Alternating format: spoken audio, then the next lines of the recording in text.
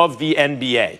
When you have the best player in the world paired with another top 5 player, when have they ever lost?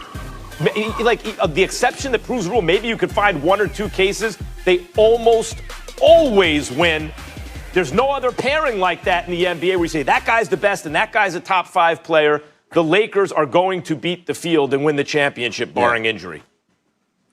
Yeah, I think I agree with you that they are the best team. And if I had to pick one team to win the championship, it would be the Lakers. And you left out the Wesley Matthews addition, which I think is huge because he's going to be able to hit spot-up shots. He's going to get a ton of open shots in that situation. But the problem is, you said barring catastrophic injury, it doesn't have to be catastrophic. It just has to be injury at a particular moment. They don't win the championship without both AD and LeBron James. I think that either one of them, considering LeBron's age and his injury a couple years ago, and AD, frankly, has had a lot of injuries, and that happens with guys that are that size and somehow manage to have the skills of a guard at the same time. It's difficult to stay healthy. So an injury at the wrong time hurts this team, but I would pick them still, considering that over everybody else, if we had to pick one team. But you're giving me the entire rest of the NBA? Like, this league is not a bunch of slouches. It's the most talented NBA that we've ever seen, and the talent is pretty well dispersed. Like, we could think of Portland, and the Nuggets are a team that I think a lot of people should be excited about. If Michael Porter Jr. is able to make that jump,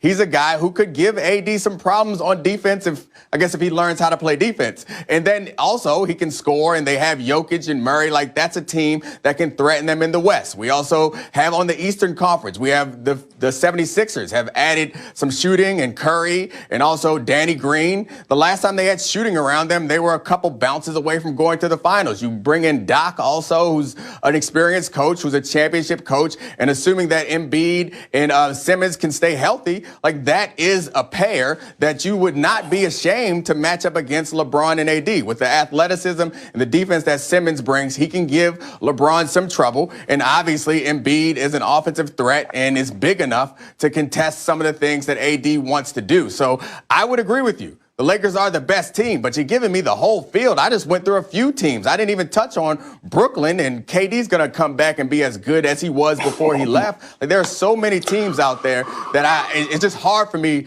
to give up the whole field for just one team when we know that any one moment something could happen that could throw this team out of whack.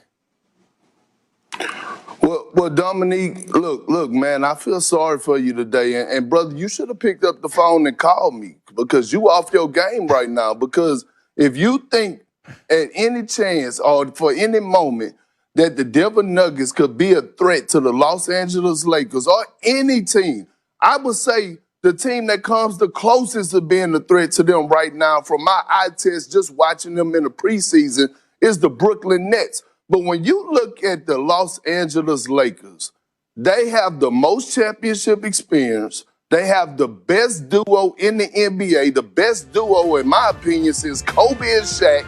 And then, on top of that, they have the most championship experience. They have veteran leadership. And now you add guys like you said, Wes Matthews, a guy that could provide a defensive spark on one end, and is capable of knocking down three-point shots. Caldwell Pope, who struggled last regular season but elevated his game tremendously in the playoffs.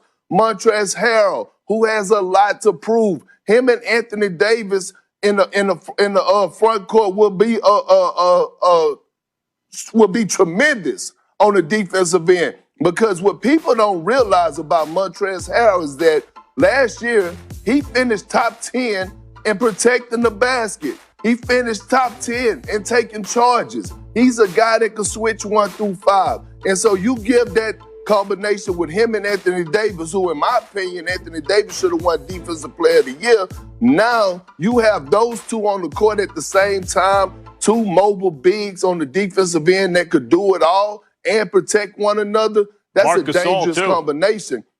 And I know that, Max. I gave you your time to talk, and I finished speaking. Thank you. And when you look at LeBron James, don't come giving me nothing about his age and all this. The season is right back here. He only had 2 months off. So it's not like, we going into a whole, if it was 3 years from now, I get that. But LeBron is just fine. He's going to come out on a mission. Yeah. And like you said, Dennis Schroeder. And why are we not bringing up Gonna mention the whole roster, Tucker?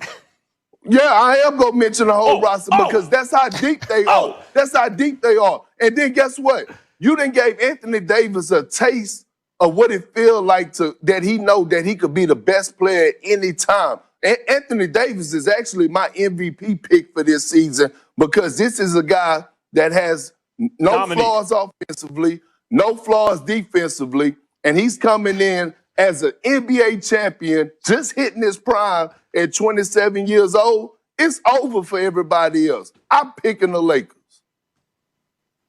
Dominique, quick, before he starts going over the G League roster, let me just say that he's right about Talen Horton-Tucker. Talen Horton-Tucker and Caruso, by the way, those are the kind of players that are like the hallmarks of a good organization. When you can find guys like that who can clearly at least serve a function, a specific function, if not more, with like real upside, and you have guys like LeBron and AD, it's the kind of team where when Talen Horton-Tucker starts showing you he can actually play, it's like, well, you just throw up your hands. What are you supposed to do? You don't have enough to worry about with LeBron and AD? You have other guys who can go score? It's tough. Yeah.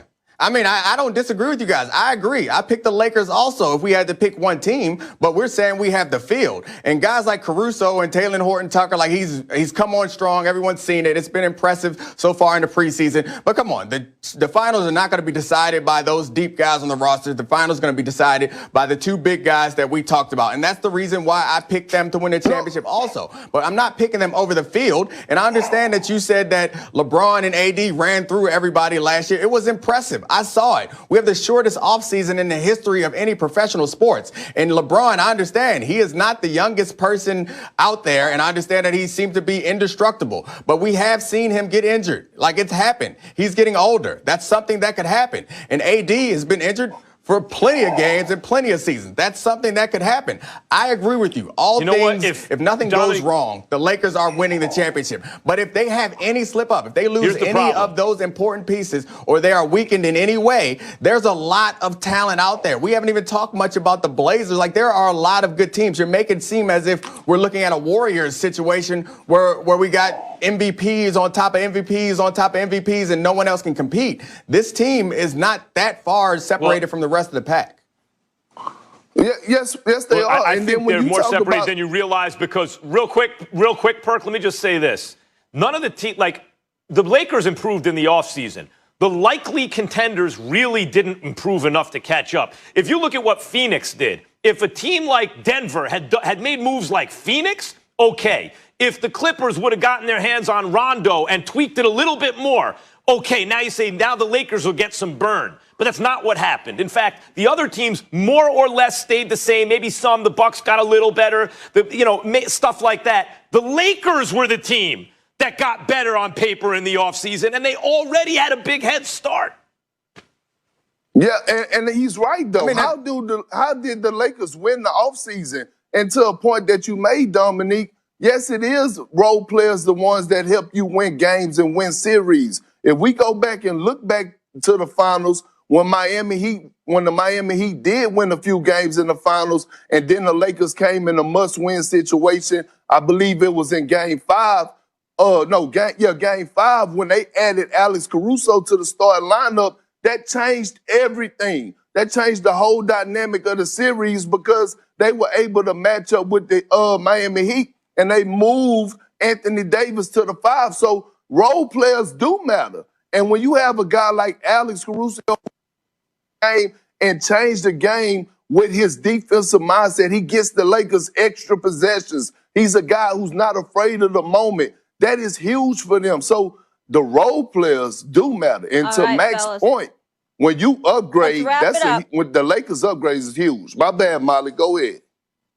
All good, thank you. Wrapping things up. Remember when Perk came on the segment smiling in the beginning? You guys are listening do you listen to, Max, do you see this? You and Stephen A., do you see how they listen to my direction? Thank you both. Thank you very much. 'Tis the season. The Lakers play the Clippers today, by the way, 10 Eastern. I'll surely be checking that out. The big three in the AFC North could all be playing in the postseason, but find out why the one with no play